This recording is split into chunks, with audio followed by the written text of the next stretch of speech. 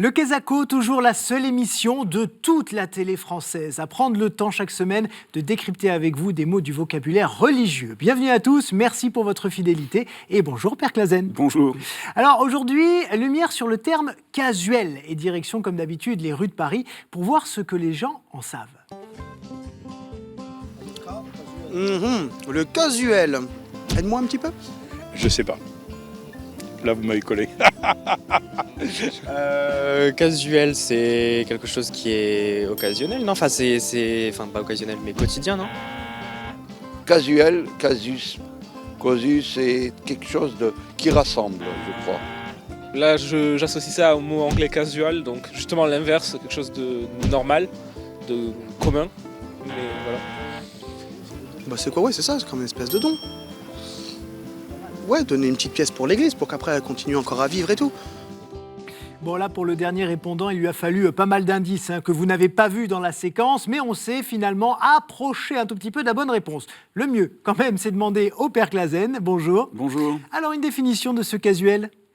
Le casuel, c'est en effet une offrande qu'on donne contre un office. Enfin, c'est si on peut ainsi s'exprimer. Alors, concrètement, c'est à quelles occasions?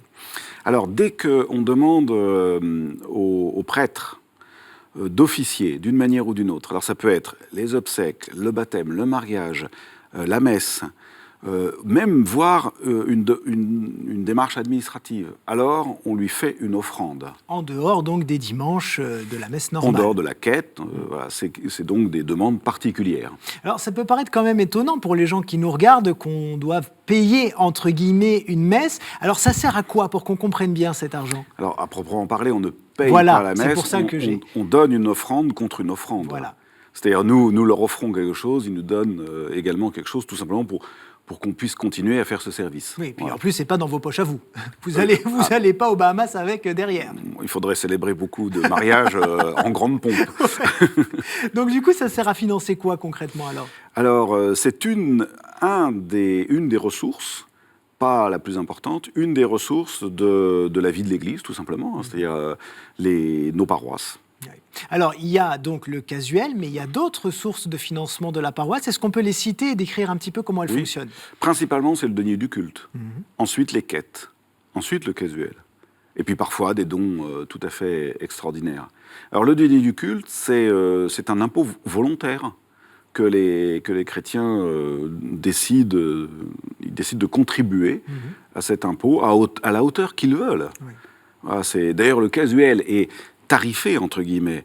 Les gens, par exemple, qui demandent une intention de messe pour leurs défunts, ils vont nous laisser 50 €, 60 €, c'est le diocèse qui fixe.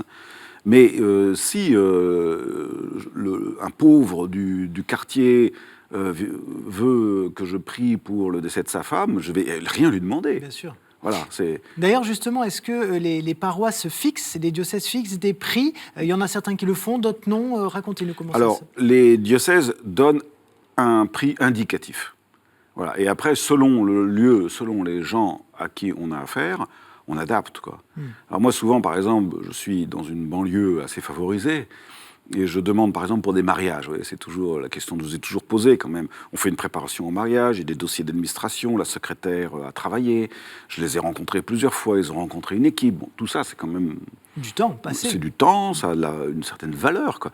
Donc les gens s'en rendent bien compte. Et parfois, ils me demandent combien on vous doit. Bah, vous ne devez rien, ou alors tellement que vous pourriez... C'est pas dans vos moyens. Ouais. Et donc, je leur dis, écoutez, donnez à l'Église à peu près 3 ou 4 invités de votre fête. Alors là, tout d'un coup, il y a des gens qui prennent une mine défaite. Oui, parce qu'ils ont 600 invités. Et qui dépensent des fortunes pour leurs invités. Et d'autres qui sont rassurés, parce qu'ils vivent pauvrement, donc ils ont une réception pauvre, simple, disons.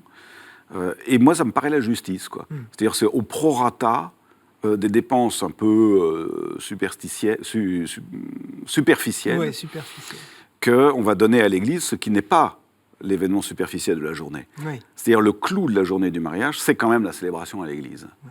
Voilà. Et donc, il est bien que ça leur coûte une part qui n'est pas une broutille par rapport au reste. Merci beaucoup, Père Clasen. Et du coup, pour votre petit casuel pour cette émission, on se voit après. Oui, oui, c'est ça. on n'en débat encore. Non, je plaisante, chers amis, mais je voudrais quand même profiter de cette émission pour vous remercier vraiment, Père Clasen, parce que le Père vient évidemment tout à fait bénévolement à KTO. Il m'accompagne, il lit mes émissions, il prépare, il a toujours beaucoup de choses à nous raconter. Ça fait 3 ans que ça dure, peut-être une 4e année d'ailleurs. Donc, merci infiniment. Il n'y a pas de casuel, il n'y a pas d'argent, il y a juste de la spiritualité, du plaisir de se retrouver et du plaisir de vous donner des informations. Et Voilà. une petite bière de temps en temps. Et une petite bière de temps en temps, mais avec modération, sinon on va se faire taper sur les doigts par le CSA. Voilà, c'est dit. Un grand merci en tout cas à vous de nous avoir reçus chez vous et à très bientôt.